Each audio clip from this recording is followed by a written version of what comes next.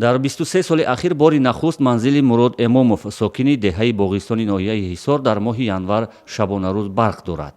ҳеҷ мо боварӣ надоштем ки мисол оҳиста оҳиста ҳамин мисол мушкилоти мисол ки 2-3 соат свет медодагӣ оҳиста оҳиста ба 24 соат мебиё.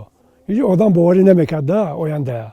лимит ва ё маҳдудияти интиқоли нерӯи барқ ба сокинони Тоҷикистон ба дунболи муроҷиати раиси ҷумҳур ба мардуми кишвар сар аз 14 январ лағв карда шуд.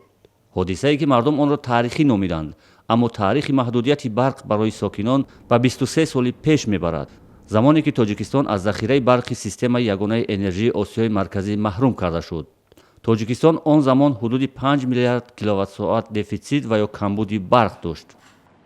агар лимит ҷорӣ намекардем, мо метавонистем дар дарвозаи моҳи январ умуман аз барқ бебаҳра монем. тамоми ҷумҳурӣ. вазъи таъмини сокинон ба барқ сол то сол буҳронӣ мешуд. соли 1996 лимити барқ ба сокинон то 6 соат дар шабонарӯз поинтар рафт, аммо ин охири кор набуд. таҳдидҳои пеш омада буданд ки Тоҷикистонро мо аз системаи ягонаи Осиёи марказӣ ҷудо месозем ва ин таҳдидҳо пайваста ҳар моҳ, ҳар рӯз, ҳар соат таҳдид пеш меомад. аммо таҳлилгарон як сабаби таҳдидҳои берун кардани Тоҷикистон аз системаи ягонаи энергетикии Осиёи марказиро қарзҳои барқи тоҷик дар назди кишварҳои ҳамсоя ном мебаранд. Одна из причин была в том числе задолженность Таджикистана. яке аз сабабҳо қарзи Тоҷикистон дар назди Узбекистон буд. ба ҳар сурат он замон ҷониби Узбекистон изҳор медошт ки барқи тоҷик қарзҳояшро пардохт намекунад. ин дар давраи Шарифхон Самиёв буд. Эпоху Шарифхона Самиева. маҳз ҳамин таҳдиди ҳамсоя кишварҳо Тоҷикистонро маҷбур кард ки хатти баландшиддати 500 киловолтии ҷануб-шимолро оҷилан дар соли 2009 бунёд кунад. тавассути мана ҳамин рахнасозиёву мана ҳамин баҳонаҷӯиё воридоти нерӯи барқро ба кишвари мо бо ҳар баҳона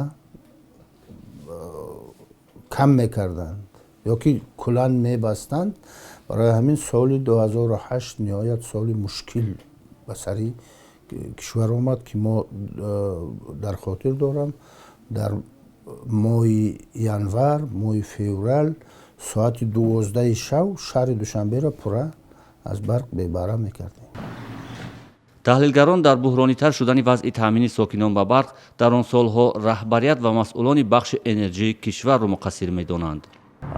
Я не помню, кого именно из руководителей Барки Тоджик тогда вообще обвиняли. дар хотирам нест, аммо он замон яке аз раҳбарони барқи тоҷикро бо он муттаҳам карда буданд ки бо ҷониби Узбекистон забон як карда буд ва тӯли як ҳафта шабона оби обанбори Норакро пинҳонӣ сар медоданд. ҳамин гуна гап буд ки ин об барои Узбекистон зарур будааст ва масъулони барқи тоҷик пул гирифта ва обро пинҳонӣ сар медоданд. Жители Нурека ночью очень большой был паводок. Тоҷикистон дигар аз воридоти барқи хориҷӣ ноумед шуд. бо сармояи хориҷиву дохилӣ бунёди нерӯгоҳҳоро рӯи даст гирифт. бар изофаи теъдоди бешумори нерӯгоҳҳои кӯчак дар 8 соли ахир, нерӯгоҳҳои Сангтуда 1-ро бо иқтидори 370 мегаватт, Сангтуда 2 220 мегаватт, маркази барқу гармидиҳии Душанбе 2 400 мегаватт бунёд карда шуд. истеҳсоли шабонарӯзӣ мана шаби гузашта мо қариб 59 миллион киловаттсоат тавлид кардем. лекин ин ба рӯзи сардӣ рост омад.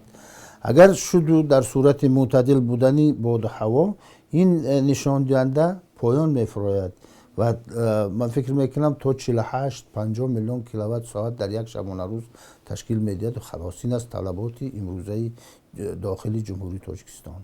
аммо роҳи дигари осонтар аз лимити барқ раҳо шудани Тоҷикистонро марбут ба нав кардани технологияи ширкати Талко ба дастгоҳҳои замонавии камхарҷи нерӯи барқ медонанд. Я думаю, что лишение льгот именно вот этой корпорации, в первую очередь, этой корпорации. ба фикри ман маҳрум кардани ин корпоратсия аз имтиёзҳо боиси ба даст омадани захираи бузурги нерӯи барқ мегардад ки онро мешавад ба сокинон ва корхонаҳо пешниҳод кард ва Талко ҳамчун як ширкате ки даромади хуб дорад бояд худаш ҳал кунад ки барқро аз куҷо ба даст орад. Ее менеджер должен сам решать, откуда, где и как находить электроэнергию. дар тӯли солҳое ки худи тоҷикистон ба мушкили шадиди барқ мувоҷиҳ буд, ба хотири аз даст надодани бозори хориҷии барқ хатҳои баландшиддатро то марзҳои кишвар бунёд кард. ҳатто миқдори муайяне ба Афғонистон барқ содир мекард.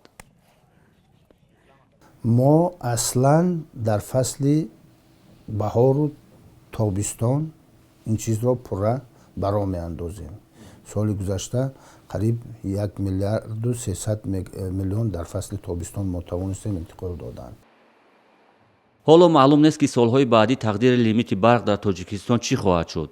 аммо мардуми Тоҷикистон орзу доранд ки моли таърих шавад ва ибораи лимити барқро дар суҳбатҳо бо ишора ба замони гузашта ном баранд.